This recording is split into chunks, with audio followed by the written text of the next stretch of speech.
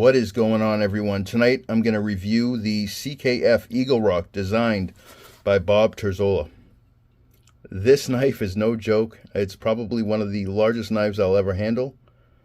I've had it now for a couple of weeks, and I wanted to play around with it a bit because while I was waiting for it to arrive, I went and watched a couple of reviews, as we all do as we get excited and when we're expecting a knife in the mail.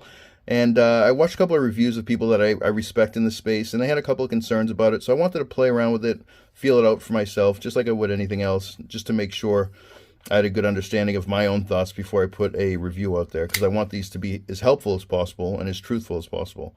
But in any case, again, this is the CKF Eagle Rock designed by Bob Terzola.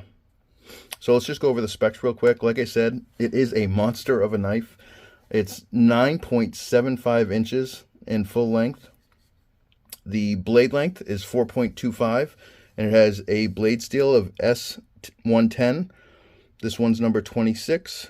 You got the Terzola designed logo there, and you can see, I was going to mention later on, you can see sort of in this light a little bit anyway, how the pivot collar looks so incredible. I believe that's Damascus, but I'm not sure. But just to go through the rest of the specs, you have a black carbon fiber.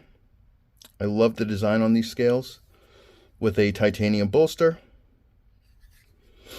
And the overall weight is 6.6 ounces, which you would expect with a much larger knife.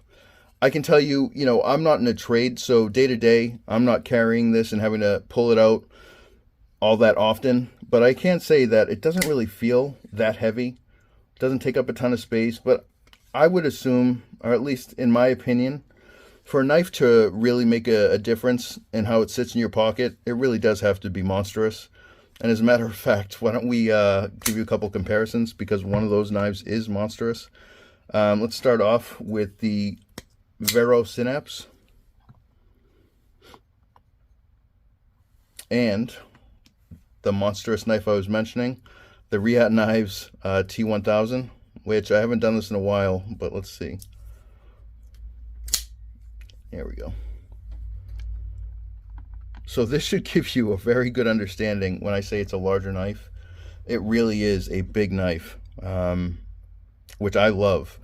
I have said numerous times I have an affinity for smaller knives, but I have that same love for much larger knives, especially when they're well built, and this one is. Like I said, I've had it for a couple weeks, so I've had a good amount of time to play around with it. I will say I haven't cut a ton with it. It was really just messing around with it, deploying it, looking at the action, and just really messing around with it. I cut some paper, cut a few things, but not too much with it. Nothing really serious. I never actually looked. I will say that I am not overly excited to look at the lockup this close. Let me see if I snap this open, if I can get a better lockup. No, that's definitely an earlier lockup, something I'm not overly comfortable with, if I'm being honest. But it hasn't come into effect, but then again, I haven't done a ton of testing with it. So that is one thing that I don't like seeing. I don't know if you're going to talk about percentages with lockup. I don't know what I'm really comfortable with, but I do like to see a bit more than that, I can tell you. Deployment, you have multiple deployments. You have the disc here, so you can use your thumb to flick it open. It does pop. It sounds incredible. You can also spidey flick it. Sorry, it's hard to get this entire knife in frame. Like I said, you have the flipper tab. And last but not least, I thought this was an unintentional front flipper. And I don't know if they changed it somewhere along the way, because I've seen the description where it doesn't mention it. And I just saw one on NC Blade where it does mention it. It does have the jimping, and it does protrude. It does stick out a tiniest bit over here. But it's a beautiful front flipper. It really does snap open. Super comfortable. I'm always surprised when a handle is pretty much straight for the most part, how comfortable some of them are. I mean, it really does, I guess, come down to the smallest measurements in designing a handle to make sure it actually is comfortable. And this one certainly is. Definitely have full control. I do wish that there was some jimping. I've gotten used to having jimping on the spine. Just, I don't know, it's just a comfort thing for me. It feels like it gives me a bit more control As a matter of fact, it does. I know through practice that it definitely gives me more control. You don't have to worry about your fingers sliding. But yeah, the two things I had mentioned earlier, there were a couple of concerns that a few reviewers mentioned. One was sort of the, I guess, blade lash or movement. But this one really isn't bad.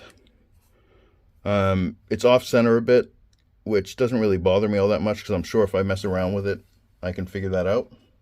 And last but not least, they had also mentioned that when you use the flipper tab, the liners are pretty sharp. And when you follow through, you end up sort of ripping your skin a bit, but I haven't experienced that.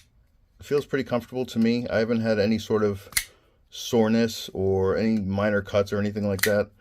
So that hasn't been an issue. Plus, while I respect others' opinions, even if there was a bit of movement here, when you have a much larger blade, I've tested other larger blades once I noticed this, and they're all the same way. And I don't ever feel it or hear it hitting on the sides. It's not going to damage the blade. So I don't really have too many concerns about that. The only thing that sort of bums me out a bit is seeing this early lockup here. I'm sure it'll be fine, but I never like seeing that. It always makes me feel a bit uncomfortable. But yeah, this has been a lot of fun to use. I love Bob Terzola. I love his designs. Love this grind.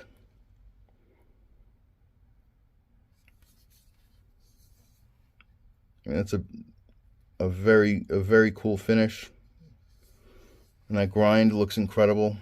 And just, you can't help but feeling like a bit of a badass with this in your pocket. There's no question about it. I don't know how many of you guys have bought any of Terzola design knives, but I can tell you they're phenomenal. I actually gifted one to my brother and my father. I had a chance to meet him at Blade Show last year. Super nice guy, down to earth, very friendly guy. And I've said in previous reviews, the people behind the knives are very important to me as well. And in this case, Bob seems to be a great guy by all the feedback I've gotten and through my personal interaction, even though it was brief. He seemed like a very cool guy.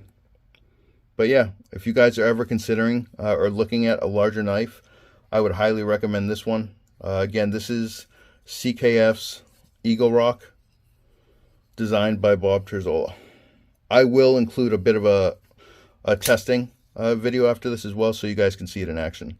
But thank you once again for checking out this video, and please do subscribe and like. It really does help me out trying to grow the channel. I have some plans in mind, and I'm starting to record a lot of these videos so that I can give you guys sort of a full spectrum on how I view knives, how I maintain knives, sharpen knives, disassemble, all that fun stuff.